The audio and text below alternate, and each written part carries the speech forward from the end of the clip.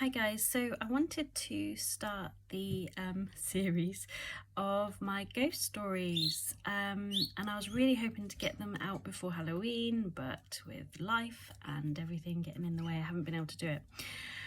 I'm a crap editor, so I'm just going to have to do a full-on one-shot right the way through, so you're going to have to put up with my mistakes or birds, dogs, everything.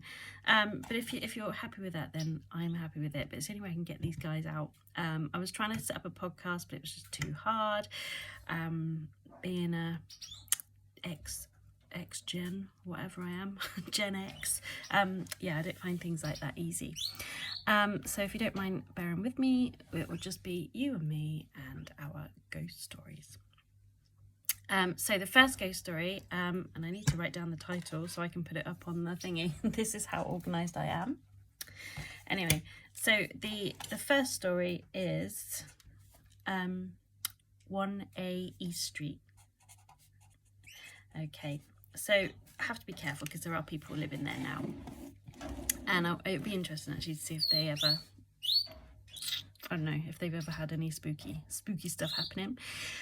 But anyway, this was the first house. Now, I've got a really vague memory of my nan living there. And then when we came down to live on Portland and Dad changed prisons, prison officer, before we get into that, yeah, when he changed jobs, we came down to Portland, and I believe we lived there with my nan for a little while, and then she got a little, I think she was getting a bit frail, so I think she got a little home in Weymouth, assisted flats. Anyway, I was thinking it was 1980, and I remember that because my brother was born, so I must have been about 2.5, 3 years old. And we lived there for a little while, and it's up this little narrow alley on Portland. If you keep going up, you walk up, we used to call it up the incline, not the incline, up the hill. We used to take dogs and things up there. It's quite a spooky little road. There's some new houses up there now, but all the houses there are really old. And there's also, there used to be stables. When we were there was just some rundown garages opposite us and a couple of houses, but those are now houses. So it's quite a spooky little area. And weirdly, my sister, her ex-husband and her lived in the house opposite, number 6, and that was a really spooky house as well. Anyway, but that's another story. So I think this was probably my first proper memory of ghosts, being aware that there are other things around us. I'm wondering if it was the house that sort of opened up my psychic abilities, shall we say, because it was definitely a very active house. Now, my memories are very vague, but I do remember one incident particularly. So the front room, or the living room, it had wooden stairs going up, okay, but they had the slats in the back, so it was actually like planks of wood. So they were really, really difficult. I didn't like them at all. I didn't know then, but with my dyspraxia, having stairs with gaps in is a no-no. Anyway, so I vividly remember figuring out how to go down the stairs by myself without walking. So I was at the top of the stairs, almost like trying to get down a ladder. I was on top of the steps on all fours. Now I had a toy in my hand. It was I don't know if you've ever seen them, the little doggy with the round wheels, and it was like a little wooden dog with like a little dachshund dog, and it had red wheels, and I pulled it everywhere, and it was quite heavy, and I remember thinking I'll put it in my mouth, but it was too heavy and it was too hard, and I knew I was going to hurt my mouth, so I had it in my hands. So dyspraxic child going down the stairs, who is also a toddler, going down the stairs with a wheelie toy. Okay, let's just take that out of concern. That's a scary film in its own. Anyway, so as I was going down, I don't know, I'm laughing, it was quite scary. As I was going down, I was really focusing on my leg, hand, wheels, leg, hand, wheels. And I remember sort of saying this and to helping myself. And if I got a bit like overwhelmed, I put the toy there and I just held onto the stairs.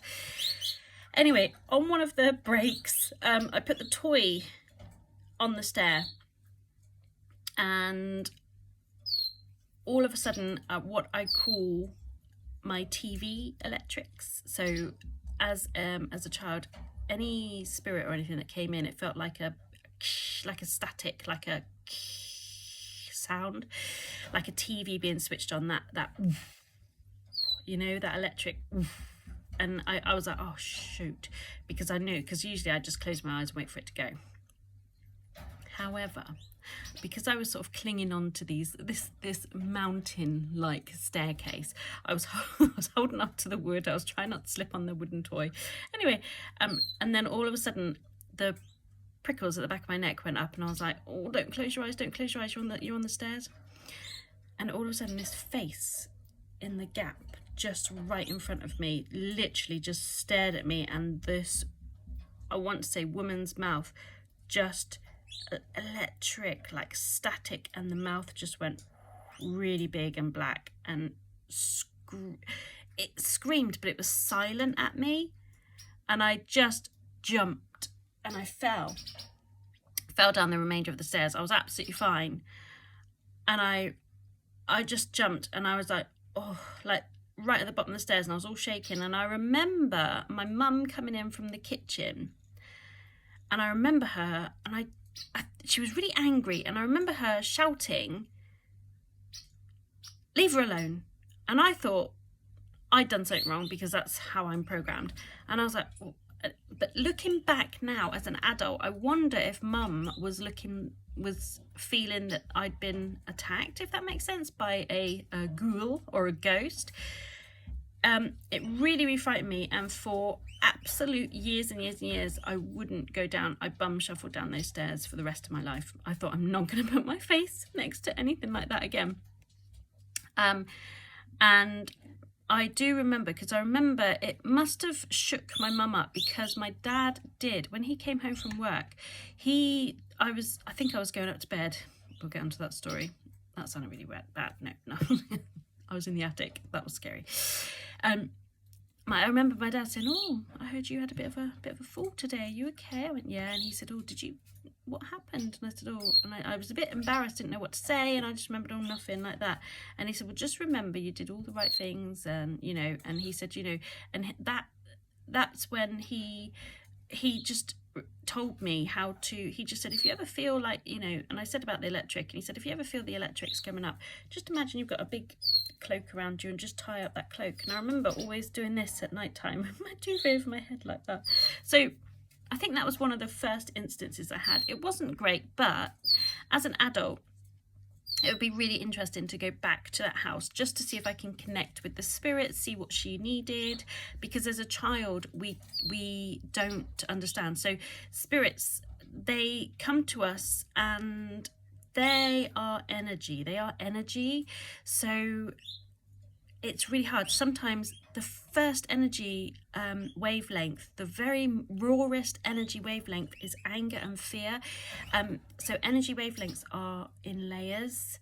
So sometimes our scary stuff, we're like, oh, but actually the spirit is like, no, that's not me. That's just the front of me.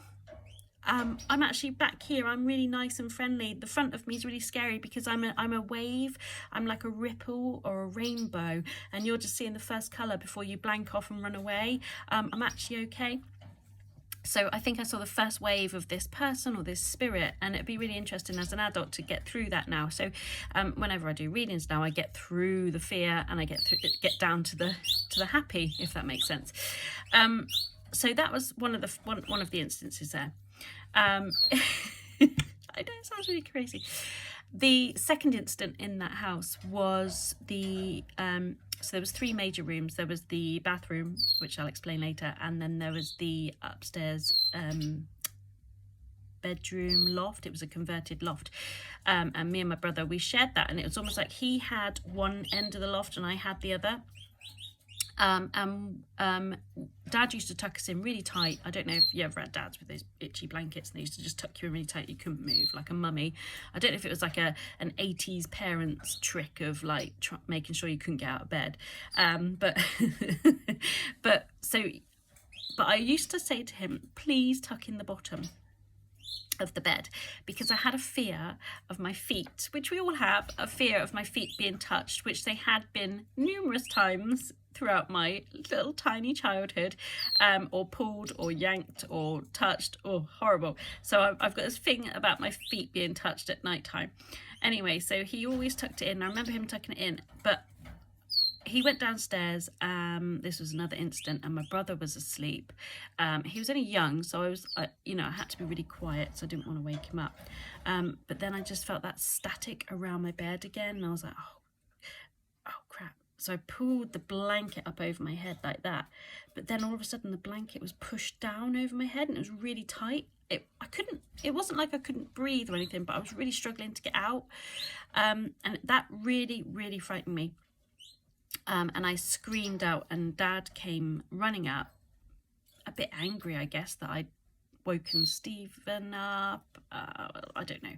Anyway, so that was a really tricky incident, because that was the first time I felt bad. I felt, oh sugar, I've woken Stephen up, I've woken everybody up, I'm not once I explained to him, he said, oh, it's probably just because I tucked you in too tight. But I remember vividly having that push down on my face, and I couldn't lift it up. And it wasn't I remember, because I remember thinking, as an adult, thinking back about the memory, I was thinking, was it dream paralysis? But it wasn't dream paralysis either, because he'd literally just gone downstairs. I mean, it could have been, maybe, but that was a really freaky. And then from then on, I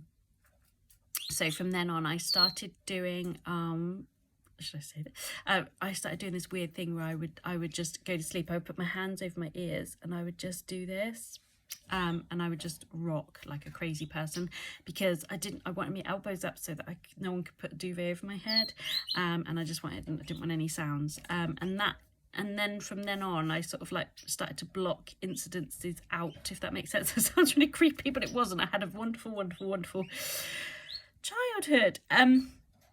So yeah, that was the attic. Now, there was also part of the attic, so we would play up there in the daytime, our toys were up there and things like that, but there were also very gentle spirits up there. There was a gentle woman who I used to feel would watch over us. Now, whether she was a soul link or a blood link, a family link, I don't know, but she used to sort of watch over us, and I could always feel her sitting in the corner, not knitting. It was something else. I think it might have been needle or something like that. She had like a wooden thing with the what's it called when they put the stretch over, and she was doing that. So I always remember her doing that gently in the corner. Now, there wasn't an actual person there, because I remember saying to my mum, going, oh, who's the lady that sits with us at night time and helps us tuck us in? And my mum's always like, no one. Anyway, so that was quite funny. But yeah, so she was a very gentle lady, but I don't know if she was part of the home or the house, or whether she was part of the family. So that was another lady that lived there. She was very gentle. There was also the dreaded bathroom. Okay, so it's quite important. I don't know if any of you guys, even if you have kids now, if they're a bit scared to go into bathroom. So spirit energy is very, very similar to water. It's fluid, so spirits are drawn to water. It's almost like it's how do I put it, it's almost like they recognize the energy. So bathrooms are almost like not a portal, but a place where spirits will gather. It's where the spirits will go for maybe an energy boost or something like that, or that's where they're like, oh, let's go there. So if you do have a weird child that won't look in the mirror in the bathroom or wants help, okay, be a little bit more, don't mention anything, don't tell them anything spooky, but just be a little bit more open. Don't sort of have a go at them and say, go on, you big baby, or anything like that, because they are actually picking up energy. As a child myself, this bathroom in East Street wasn't a very nice bathroom. It felt very dark, it felt very nasty energy. There were many, many times where I would have a wee with my eyes closed, holding on dear life to this wooden dog, thinking, please don't get me. And yeah, so bathrooms are a really high energy place. Water is a very high energy place for spirits. They are very drawn to it, almost like a moth to the to the flame, I guess. But this bathroom, there was definitely, It's really frustrating because I want to go back and find out the history of the house, but I felt like this bathroom wasn't always a bathroom. I felt like there was another room there, because when I used to, sometimes if I was in there, I would feel this is another place. This is where something happened, something negative happened in that room, and it wasn't in a bathroom though. When I looked into the vision, or when I looked into the what I call residual energy, I was only little, obviously, so when I picked up the residual energy or the memory of the room, it wasn't a bathroom.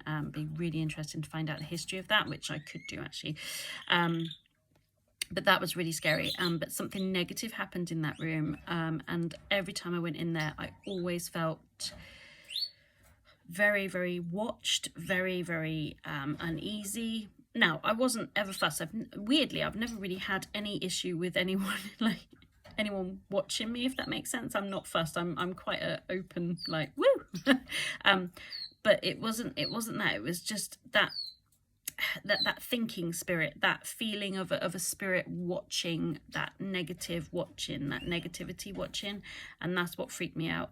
And I used to get I wouldn't let it happen. I don't know how, as a child, I must have been very natural, but I wouldn't let it happen. But I used to feel very, very, very tight around the throat, very something like this, and that used to really freak me out. So I got told off so many times for whipping off that loo, whittling across the floor and running, which oh my goodness, can you imagine my poor parents, like, oh God, Christine's whizzed out again. But anyway, so yeah, so that was really difficult. So it was like, oh, quick, have a wee. The problem is I used to hold it because I was so scared to go to the bathroom. So I used to like sit there like a camel for about 3 days. So anyway, sorry, that's my bodily functions. So that was really stressful. But it would be so interesting to be able to go back, try and provide a bit of evidence, maybe find out if there was anything in that room. It was a real negative area. Okay. So yeah, I know that's a bit of a rant, but that was my very first home on the island. That was Portland.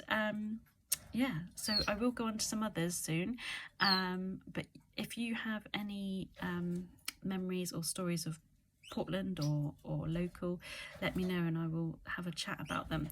I've got a couple of others that I'm going to look into as well, but that was the first one. So very, very spooky. Any questions or anything like that, please let me know.